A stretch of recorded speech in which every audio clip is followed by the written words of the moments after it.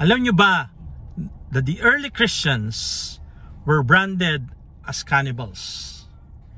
So merong documentary evidence on this between 2nd century up to 3rd century. Yung mga naunang Kristiyano, naparatangan silang mga cannibals.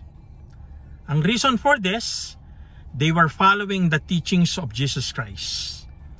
John chapter 6 verses 51 to 58. Jesus said, I am the living bread that came from heaven.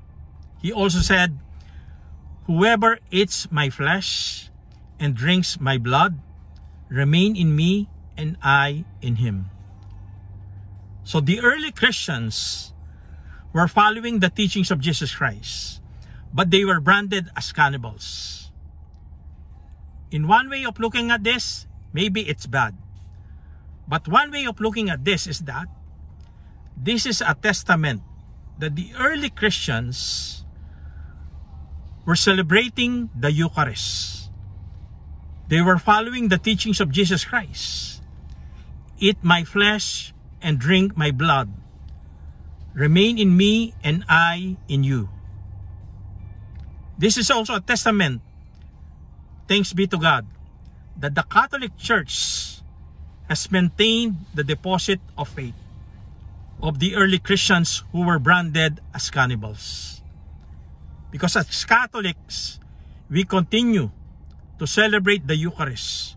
We continue to believe that Jesus Christ is the living bread that came from heaven. And we continue to believe that we remain in Him and Him in us as we partake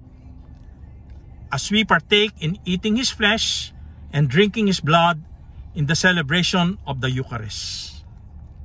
So we thank the Lord for the maintenance of the deposit of faith in the Catholic Church. We praise the Lord for calling us to celebrate the Eucharist and partake, eating His flesh and drinking His blood, so that we can remain in Him and Him in us. Amen.